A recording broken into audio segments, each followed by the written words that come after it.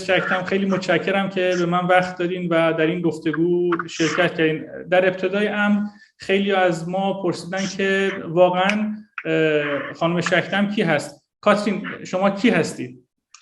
Okay, I'm just going to go back to the very beginning. So I'm French. I was born and raised in Paris. You know, my family is of Jewish ancestry. Actually, one of my grandfather on my mother's side fought Nazi Germany. He joined the French resistance against Germany very, very early on in the 1930s. He was made prisoner twice and managed to, you know, to free himself. And my grandfather on my father's side was actually in a camp. So I have a complicated history. I was raised very secular, so religion wasn't very much an issue in my house, as in, you know, both my parents felt that they wanted me to be raised in the French tradition of laicity and secularism. So my understanding of religion was very, very superficial, and it's not something that we discussed at home very often. I then moved to the UK to attend university, where I basically met my now ex-husband, who happens to be, you know, Yemeni Muslim, Sunni Muslim. And after we got married, I was asked to convert to Islam, which I did, not necessarily at the beginning, you know, out of conviction, but more to, you know, to kind of abide by his wishes, because, you know, we had a, you know, by then we were married, we had a family, so I just felt that, you know, something that he was very, you know, very adamant that he wanted this to happen. So I did. And then I got very curious about, you know, Islam, because, I mean, if you're going to be Muslim, you might as well understand what is it about. So I studied on my own. I never had a teacher. And I very, very quickly leaned towards Shia Islam, because I felt for me that it was historically more accurate. I felt that it was more representative of the values you know, that I was reading about in the Quran. And that caused a lot of frictions in my marriage, you know, especially towards the end, as I became a bit more vocal about Shia Islam, as I felt very much living in the Middle East, that there was a lot of sectarianism, a lot of hatred directed at Shia Muslims, and I felt that it was profoundly unfair, as Islam, you know, advocates compassion and tolerance and freedom of religion. So I never understood, you know, this whole narrative, you know, around, you know, Sunni Islam and Shia Islam and the vilification of Shia Islam. So I think that kind of put me in the Shia Muslim camp, and by association in Iran's camp. And I think that's what sparked people's interest towards me, as initially my writings were very political.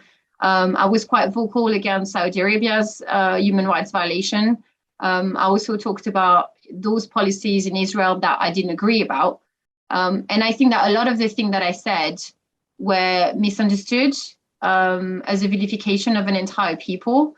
My criticism was on the policies, so purely political and nothing to do with religion. And I think that I got lumped with, you know, anti-Zionism and, you know, the whole anti-Saudi narrative.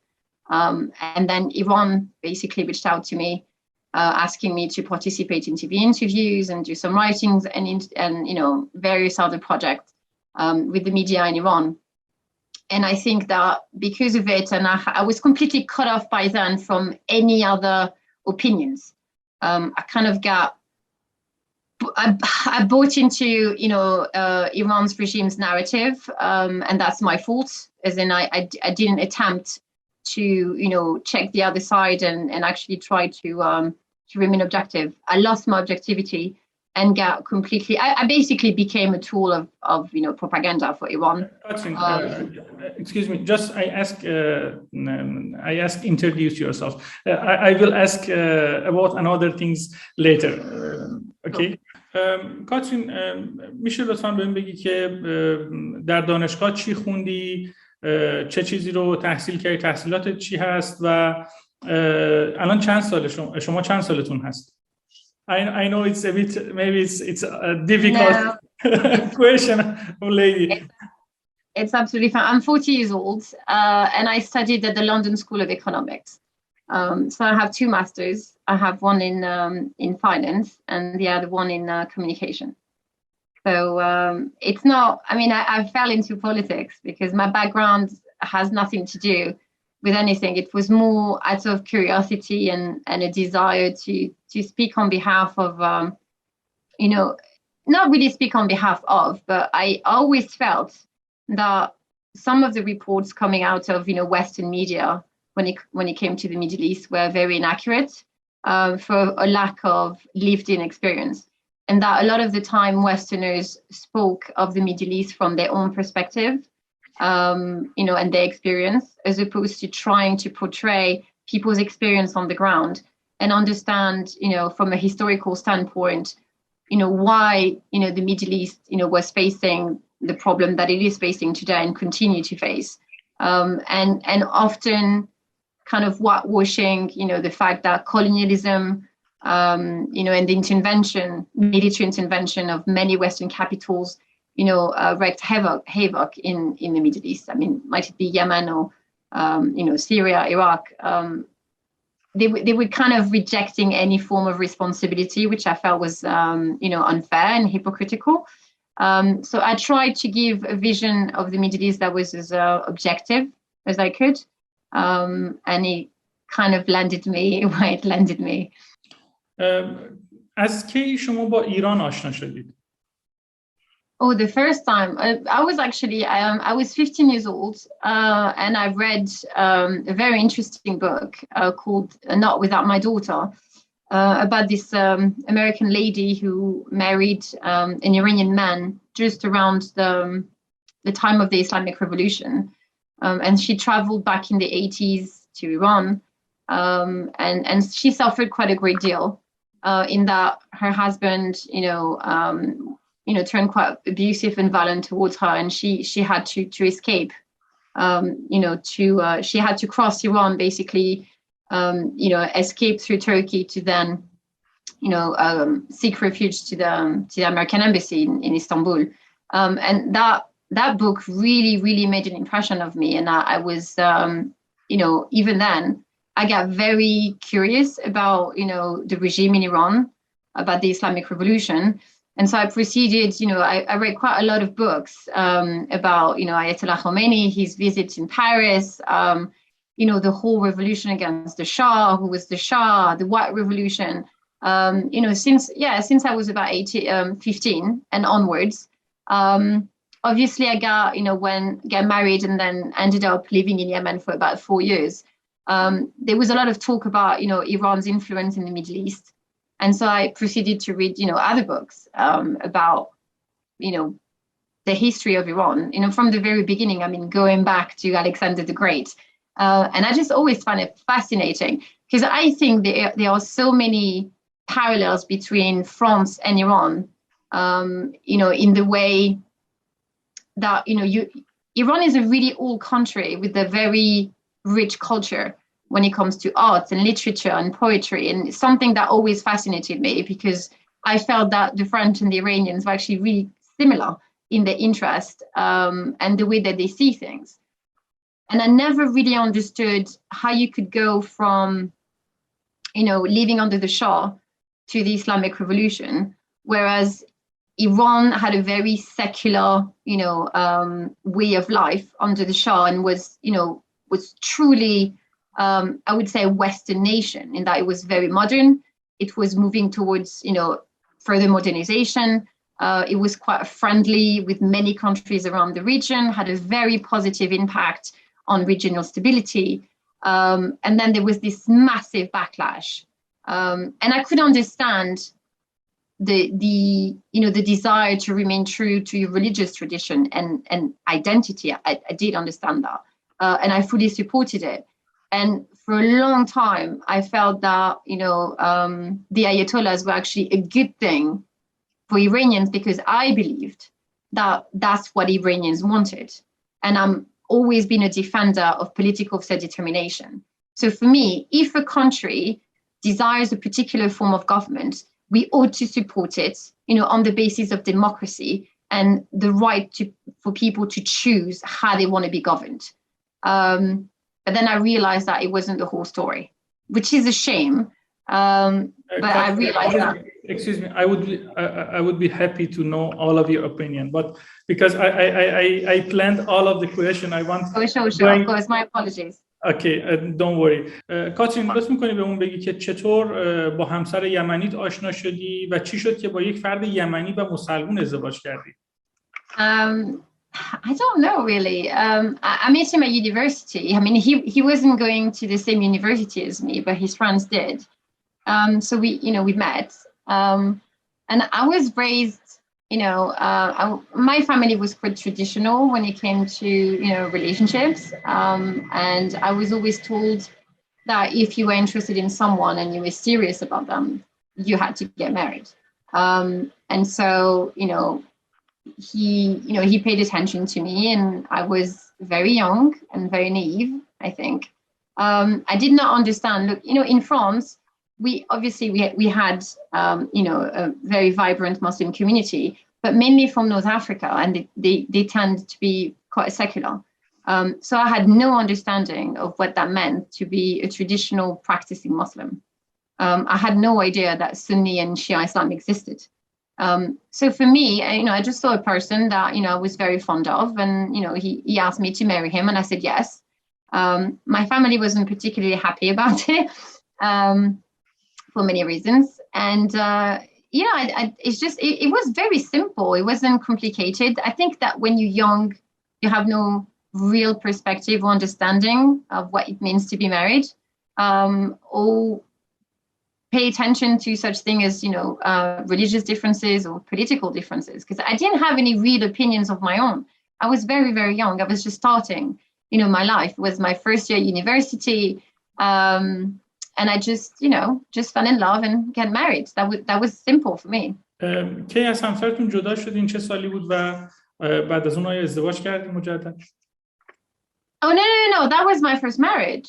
I've been married only once. I was married when I was 18 years old, and we were married for about 13 years. Got a divorce.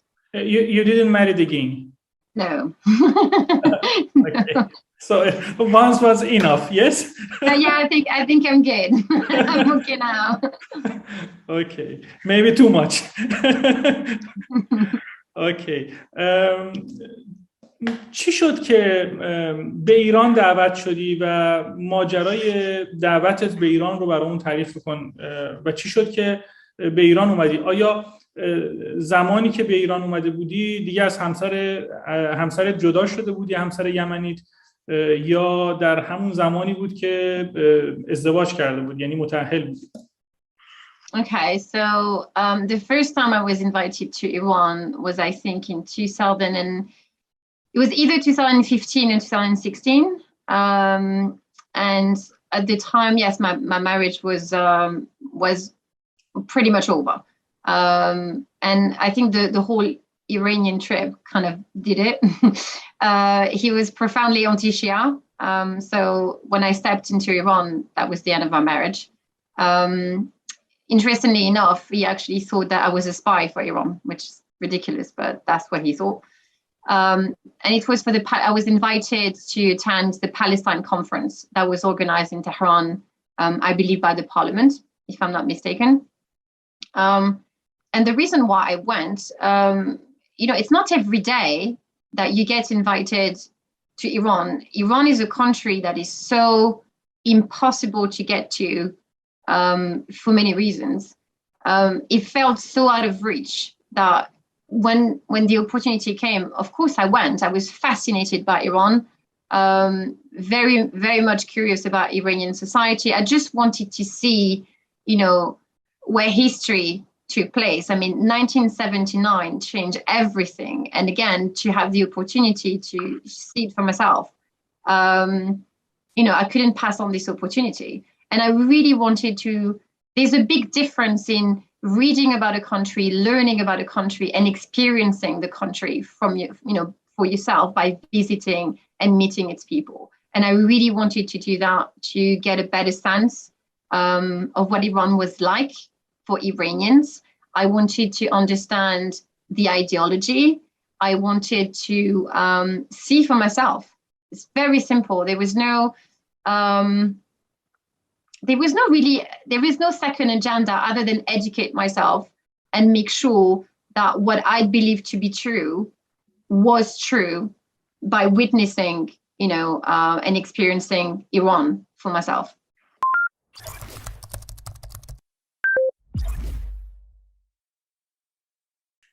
کاترین، فکر میکنم برای اینکه بخوای با یک فرد مسلمون ازدواج کنی، اونم مسلمون یمنی، باید مسلمون میشدی، درسته؟ آیا رسما مسلمون شده بودی؟ After. یادت هست که چطور مسلمون شدی؟ یعنی چه کاری کردی برای اینکه مسلمون بشی؟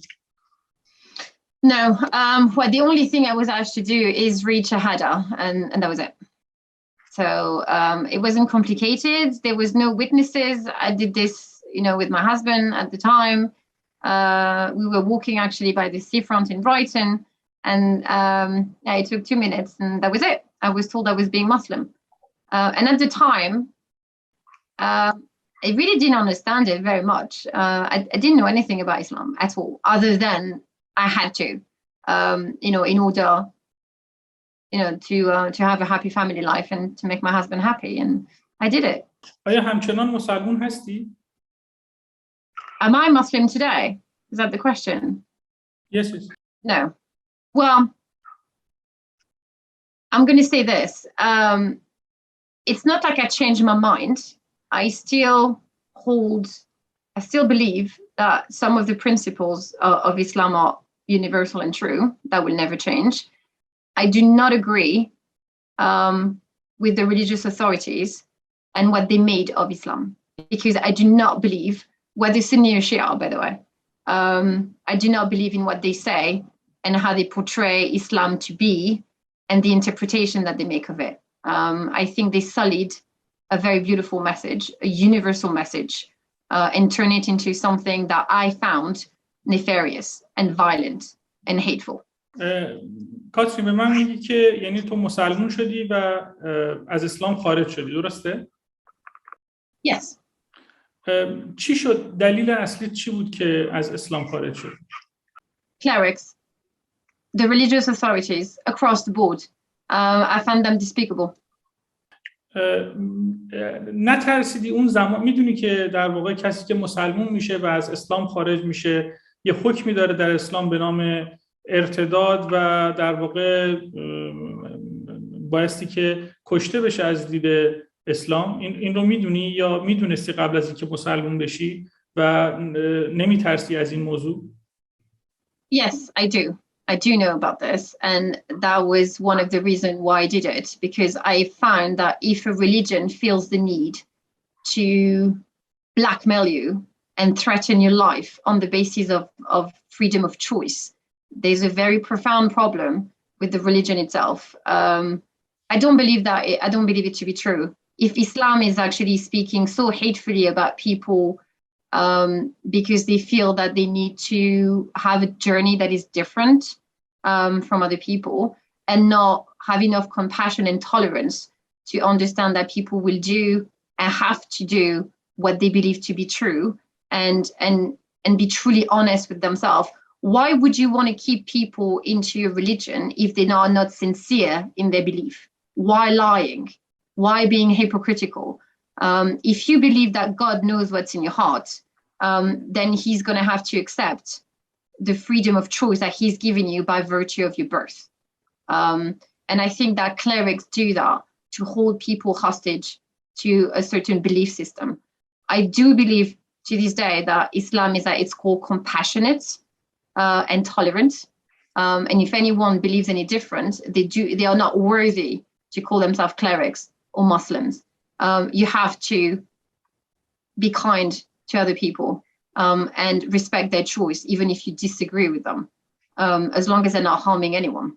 It's only, this is my choice. That has no impact on other people's lives. And I haven't changed as a person. I still believe the same thing that I believe. I just refuse to be associated to a religion who, in my mind, is creating a great deal of harm to other communities on the of a sectarianism. I cannot tolerate sectarianism. I cannot tolerate calls for genocide on the basis of ethnicity or religion or anything else. We have to respect one another. For me, this is a value that I'm not willing to, to tamper with. I'm not willing to negotiate. کاترین، میخوام بپرسم که الان تو چه دینی داری؟ آیا اصلا به دین خاصی بعد از اسلام گرایش پیدا کردی؟ چه دینی داری الان؟ میتونم بپرسم این سوال ازت؟ I'm not a big fan of religion on the basis of what I've explained, is that if a religion, in order to exist, has to reject other people and preach hatred, I refuse. I refuse to abide by those rules. So I'm not following any religion. شما زمانی که در ایران بودید، میخوام ببینم جمعاً شما چند روز در ایران بودید؟ میدونید چند روز در ایران بودید کل زمانی که در ایران به ایران سفر داشتید؟ I don't. I really don't. I think, look, every time that I went there, I was there for about between 4 to 5 days at the time. Around, this kind of time frame. And I went there about 5 times or so. I can't remember. We need to go and look at my passport, to know. But yeah, I've been in Iran, quite often, for about 3 years. I used to go at least about twice a year for 3 years, about. And yeah, I they were short visits. I never lived in Iran. So every time it was very short, it was London, Tehran, London, and that was it. مقامات رسمی جمهوری اسلامی گفتن شما جمعاً 18 روز بودید. آیا 18 روز بوده؟ یعنی کل زمانی که شما در ایران سپری کردید 18 روز بوده. آیا درسته؟ تایید می‌کنی؟ Probably. It sounds about right, yeah. Okay. They would know. They would know more than me because they have the records. I would need to check, and I don't think it's really relevant, but در 18 روز شما ارتباط‌های زیادی رو پیدا می‌کنید، در رسانه‌ها حضور پیدا می‌کنید در طول مدت زمان متفاوتی. شما آیا من میخوام بدونم که چه کسی شما رو به ایران دعوت کرد در بار نخست و بارهای بعدی؟ آیا از سمت شخص خاصی، رسانه خاصی، سازمان خاصی دعوت شدید برای حضور در ایران در هر باری که تشریف آوردید؟ Every time it was different. The first time was, an official invitation from the government. Everything was, organized. The second time, I need to remember correctly. I went a second time to do the interview with, President Raisi. That was for RT. So they arranged for, tickets and everything. And it was Nader Talebzadeh who organized the interview itself with President Raisi, as he knew him and offered to assist RT in organizing the logistics of the interview. I went again. I went once to visit some friends. I took my children as I wanted them to see Iran as well. So there was no work involved. It was just purely tourism. And then another couple or 3 times, it was to meet with people who were actively trying to fight the MEK.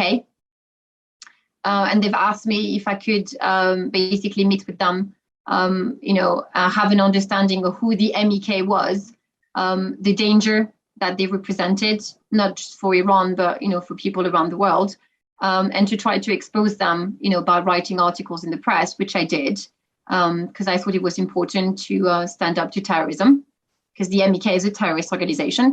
And that was it. So every time it was for, different purpose. I was actually asked once to write a book on Iran's political journey.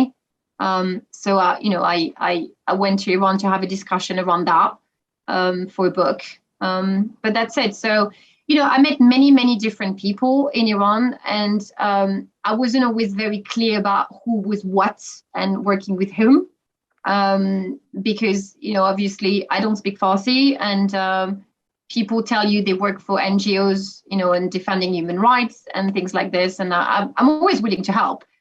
So as long as I felt that, you know, it was a positive thing to do, I accepted.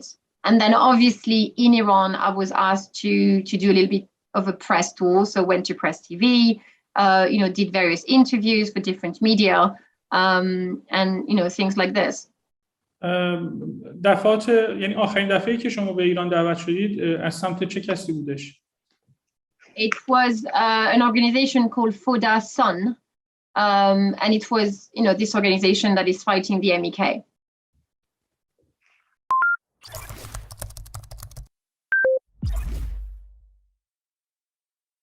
رابطتون چه شخصی بود؟ میتونید بهمون بگین که چه کسی کارهای هماهنگی شما رو انجام میداد برای دعوت؟ To be honest with you, I can't remember. I think it was Ali something. I don't remember the full name.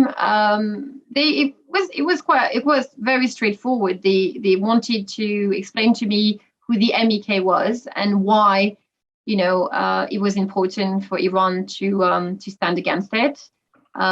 You know, they sent me materials, you know, links and things like that. I found out that they were supported by the Saudis and some US officials. You know, they give me a history of the MEK. I visited, you know, the site in Tehran of the bombing, you know, met with former members of the MEK. And, you know, I felt quite strongly that, you know, I wanted to take part in, you know, in their work and actually help them to expose the MEK for what they are, which is basically a cult, not a political party, and certainly not the opposition. In Iran. So, you know, it was regular journalistic work. It wasn't, you know, it's not, you often get approached by NGOs, you know, who are trying to get, you know, media coverage. To help them. مهمترین آدمی که توی این سفر ملاقات کردی از سمت این سازمان کی بود؟ یادت هست؟ No, I mean, I know his name was Ali. That's what I remember. But that was it. I mean, if I was to look through my records, yeah, I probably would find the name. But at the same time, I don't want anyone, you know, to be bothering them, or even make allegations against them for, you know, for what they've done, because they've done nothing wrong other than talk to an analyst from the UK, and they were trying to get helped. کاترین، یه مقدار عجیب نیستش از سمت یه سازمانی دعوت شدی و به یادت نمیاد که با چه کسایی ملاقات کردی در اون سازمان؟ Okay, so I'm going to be honest with you. It's not like I don't remember. It's that I don't think it's relevant to this conversation to be dropping names of people who would potentially get in trouble. And I'm not interested in being responsible for, you know, people facing allegations or, you know, being in trouble with the authorities. So I'm not here to tell on people. You know, if people want to find out, they can if they want to. But I'm not going to be the one. Those people were very kind to me. And again, I do not want them to get in trouble because they were associated with me and people assuming that they've done something wrong, or they have link with people that they shouldn't be talking to. I don't think it would be fair after the kindness that they've extended to me. I would like to ask, let's continue honestly this interview because, you know, I didn't know anything about this organization who invite you to Iran. Okay, if you don't want to answer some of the questions, okay, just be relaxed. It's just not fair for these people, to be honest with you. They were my friends, and I still hold them in high regard. And I do not want them to be stuck in the middle of a media circus because of me. I wouldn't do that to them. فقط یک سوالی به وجود میاد چون شما میخواید این اسما مخفی بمونه برای اینکه از این افراد حفاظت بکنید، درسته؟ Yes. در مقابل کی؟ سپاه, you know, the whole state apparatus, intelligence services, you know, name it, them, all of them. You know, I believe that there are forces at play in Iran, you know, whether coming out of the government or the opposition, essentially Ahmadinejad's camp, you know, willing to do anything and everything to further their agenda. And if that means hurting people along the way, they would. And I'm not willing to play a part in this. Again, I have a lot of respect for everyone that I've met in Iran. who extended, their friendship and kindness. And I will not be the one to betray their trust. چرا فکر میکنی که سپاه یا سرویس‌های امنیتی اطلاع ندارن که تو با چه کسی ملاقات کردی، چه کسی تو رو دعوت کرده؟ میدونی که سرویس‌های اطلاعاتی ایران به هر حال روی مسافرین خارجی اشراف کامل دارن. کسی همراه تو نبود از سرویس‌های امنیتی در مدت زمانی که ایران بودی و چرا فکر میکنی که اونها این اطلاعات رو ندارن و این اطلاعات رو نمیخوای بگی و فکر میکنی که اونها این اطلاعات رو ندارن؟ Possibly. I mean, very possibly. I mean, look, Iran is a big country, and I'm pretty sure that, Iran's intelligence services know exactly what they're doing. So everything that you're saying is true. But so they don't need me to say anything if they know it already. What I'm saying is that my personal standing and, is that I do not want to drop names on the off chance that, I might put people in the eye of a storm and potentially cause them harm. If the government wants to do what it wants to do, it's not up to me. I'm saying that my actions I can control, and I refuse to betray friendships and the trust that they've shown me by dropping their name. I don't think it's relevant. Yes, I'm sure that, the intelligence services are aware, but I do not want to play that game. So I'm not interested in dropping names in the media and potentially putting people and their family in a situation that they didn't ask for. I'm responsible for what I do. I choose what I do. I choose what I say, and I do this knowing the consequence of it. I would not force people to be put in a situation that they haven't chosen. I don't believe that it's the right thing to do. And I have a lot of respect for people in Iran. And again, I would not do that to them. But that's my personal, choice. And I don't have to drop names if I don't want to. I mean, if people want to find out, they can. I would not help them. پس در واقع داری از این افراد در مقابل افکار عمومی دفاع میکنی و هویت اینها رو داری در مقابل افکار عمومی در واقع مخفی میکنی یا حفاظت میکنی به خاطر اینکه سیستم‌های امنیتی جمهوری اسلامی از اونها آگاه هستن. درست میگم؟ درست فهمیدم؟ That's true. The media has been, I would say, quite despicable in Iran in the way that they jumped on the story. So I'm not willing to play, into their narrative, or even in entertaining, certain parties of the opposition, and the kind of things that they could tell about people, make up stories and lies. I refuse to do so. And I don't think that, if by chance security services in Iran do not know all the people that I've spoken to, then why would I volunteer the name? در زمانی که در ایران بودید با شما قاعدتاً باید یک مأمور امنیتی همراه شما باشه در تمام مکان‌هایی که می‌رفتید به عنوان یک تحلیلگر. آیا اینطور بود؟ No. I mean, unless, the people that I was with were security themselves. But I don't believe I don't believe they were. And no, even, during the conference, I was taken to certain, sites to visit, one of them being the shrine of Ayatollah Khomeini near the airport. There was never anyone with me other than a couple of friends. So unless those friends happened to be served, from the intelligence services and I wasn't aware of it, that I would say no, I wasn't accompanied.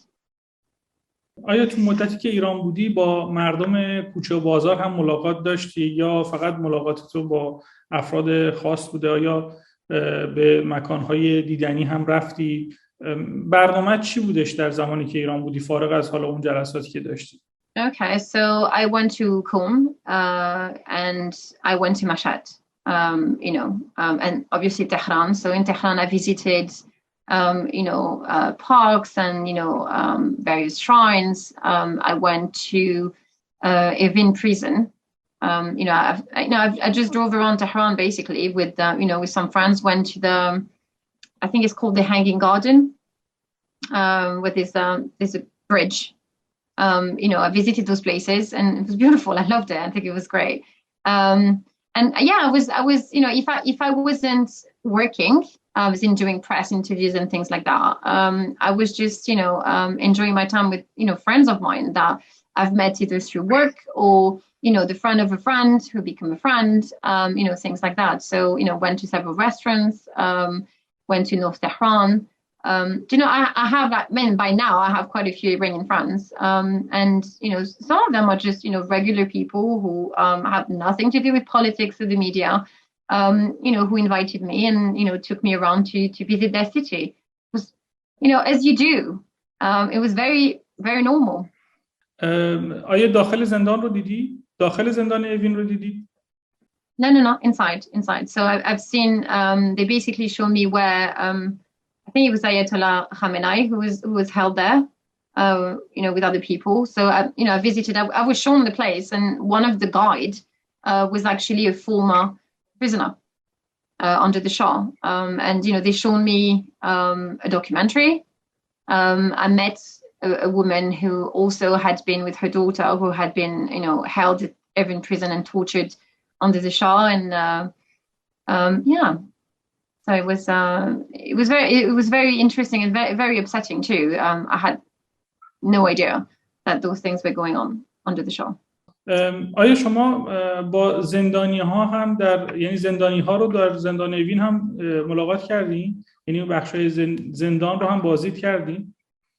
بخشایی که زندانی ها درش هستن؟ No. No. I was just shown, you know, there's a section of the prison, I believe, is, you know, just, you know, for not what tourism in a way, you know, where they have, they replicated, you know, some of the, you know, the things that were going on in terms, I mean, it's a whole, you know, you have videos, you have audios when you move through the rooms and they show you where the Shah was holding people, the kind of torture that they endured, you know, things like this. It's open to the public. And never ever, you know, went into the actual prison where, you know, you have real prisoners and people, you know, being held there. No, of course not. Okay. کاترین، چرا باید یه خبرنگاری که در مجموع شاید 18 روز هم بیشتر در ایران حضور نداشته در سالهای مختلف، بایستی درباره یک جنبش اعتراضی در سال 1388 به نام جنبش سبز یک تحلیلی بنویسه که این تحلیل ممکنه خوشایند حکومت باشه؟ چرا این تحلیل رو نوشتی؟ آیا قصد داشتی که به بدنه قدرت در جمهوری اسلامی نزدیک بشی؟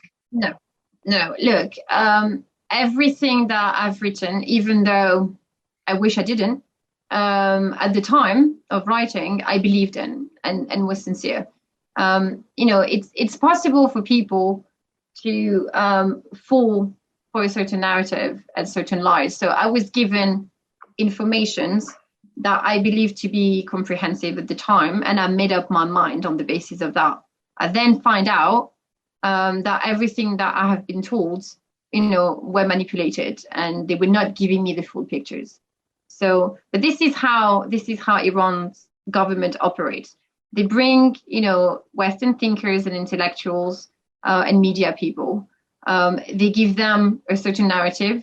They present facts that have been redacted, and a lot of the time we fall for it because Iran is very much misunderstood, and there's always sometimes there's a strong desire to try to understand.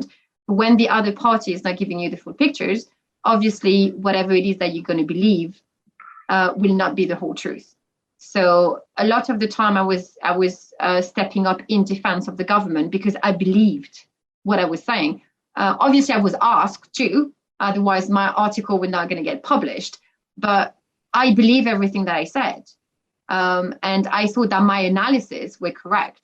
And that, you know, Iran was being misportrayed in Western media, and I wanted to try to fix this.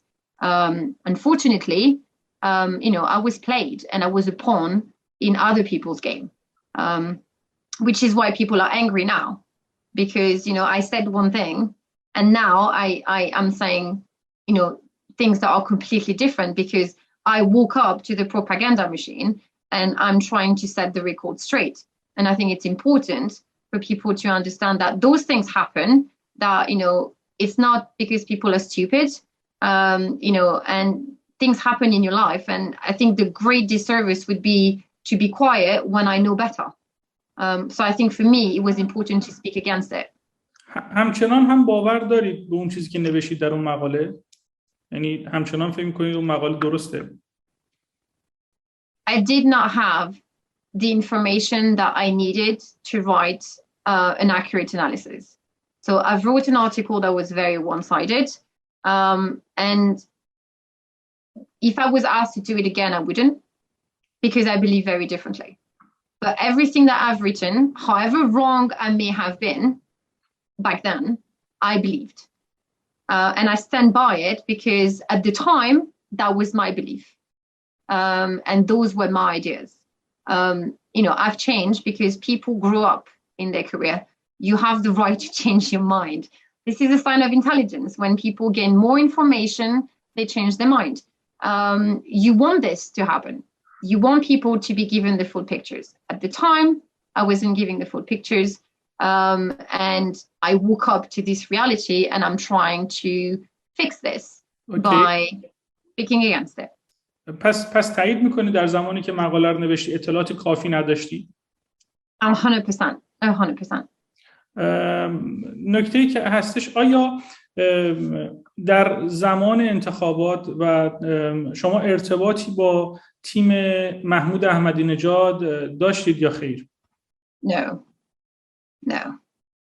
اونها از شما درخواست نکردن مقاله‌ای در مورد انتخابات بنویسید؟ I don't believe so. If they did, I didn't know who they were. There's so many different media in Iran, and a lot of the time, they're claiming to be working for certain people when in fact they're not. I'm not an expert on Iran, so it's quite. It would be very easy for me to believe someone and find out that they were lying. But as far as I'm concerned, I don't believe that I did. No.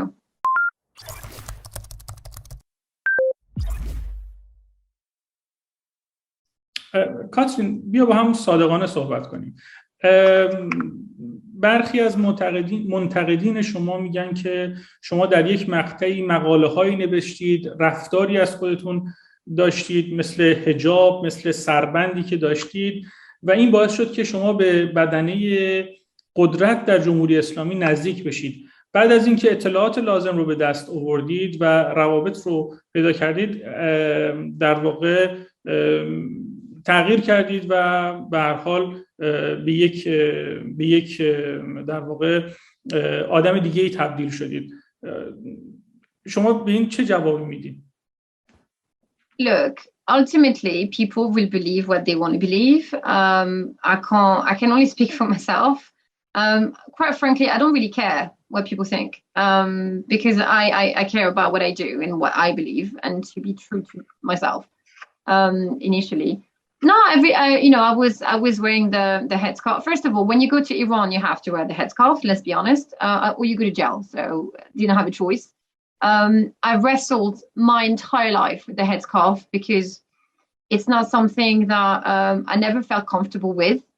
I did it to comply with people's expectation within the Muslim community. I always defended the right for women to wear the headscarf or not, because I don't believe that it defines a person. I think that demanding of women to have this outwardly, symbol of modesty, very hypocritical. I think modesty comes from your behavior, not a headscarf. And so I just very simply decided that I wasn't going to wear it. That then created a massive backlash where I lost a lot of friends because of it. People refused to speak to me. And it kind of proved to me that I was right in doing what I did, because if people only speak to you when you're wearing a headscarf, it's not a true friendship and there's no real respect. And so it was, what I've done was my personal choice. I decided not to wear it anymore. I didn't think, it's going to harm my career, because quite frankly, I didn't care. I'm more interested in doing what I need to do for myself, to be true to myself, and whatever consequences come from that, I will handle it. If people want to see something else in it, thinking that it was a grand manipulation, that's their choice. Like I said, everything that I've done, every step I've made in my career was true at the time to what I believed. I've changed my mind. I'm allowed. And if people can't accept that, it's their problem.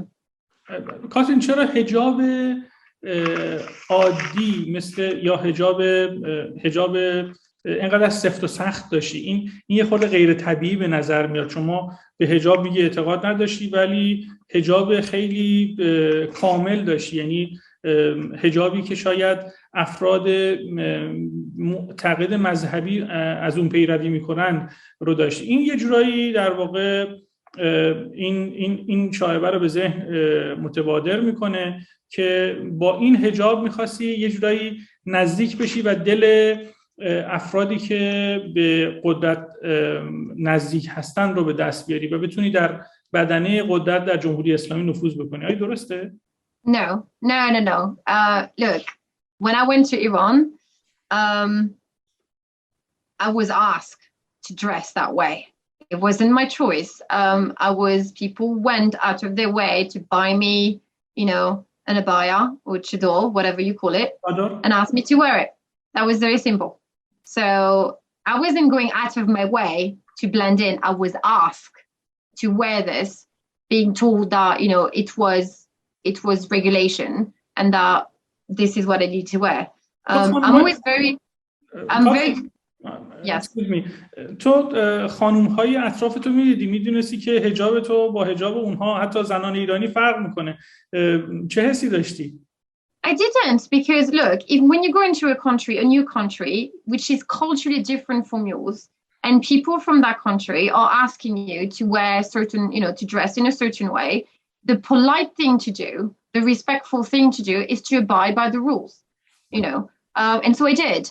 Now, obviously I've seen that in Iran, there's a whole different array and people wear different clothes, but I wasn't there to judge people and ask questions as into like, why is this woman wearing this? Why is this woman wearing that? People have asked me, they kindly invited me to their country and asking me to play by their rules. I did, as you do.